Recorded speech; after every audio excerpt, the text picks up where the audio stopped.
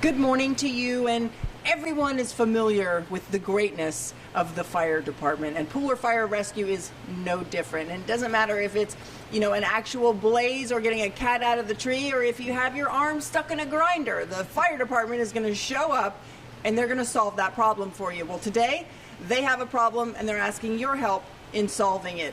We are looking for some blood. We're throwing a blood drive here.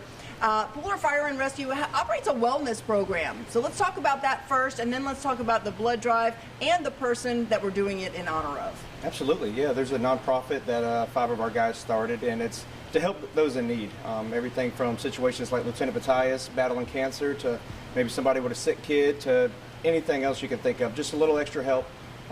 Fortunately, we've been trying to put on some fundraisers and do that, and the public has been very helpful reaching out and helping with that. Well, we certainly hope the public is going to help out today because, as you mentioned, Jeremy Batayias is battling cancer. Let's talk a little bit about his fight and what we need today. Yeah, absolutely. So he's just undergone 4 rounds of chemotherapy. It's been really harsh on him, and he's had to have a lot of transfusions and platelet transfusions. And that was from the chemotherapy? From the chemotherapy. That's got to be some pretty brutal chemo to do that. Absolutely. Yeah, it's very harsh, very tough on him. I mean, fortunately, he's been strong. He's been handling it. And but anyways, it's the donors have just been, that's what really keeps him going. I mean, literally keeping him going. Absolutely, yeah, because he can't, if his platelets are low, he can't have the chemo treatment. So it gets pushed out for another week until he has more transfusions and his blood count is good. Okay, so we need some blood.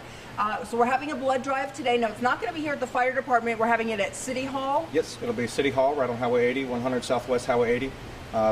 American Red Cross, Red Cross is doing it, and you can just go online or call them to schedule an appointment and come on out. We'll be there from 8 o'clock to 2 o'clock.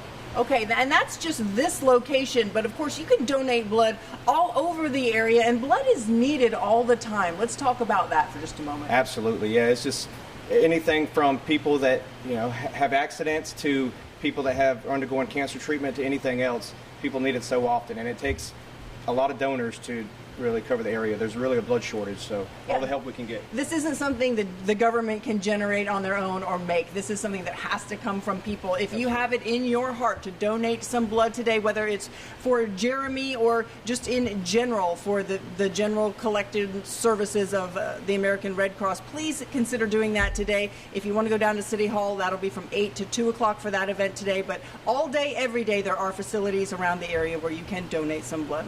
We hope that you consider doing that. We're going to send it back to the studio with Kim and Ben. We're going to stay here in the fire station for just a few more minutes, and we'll be back to talk more about Jeremy in the next half an hour. Guys?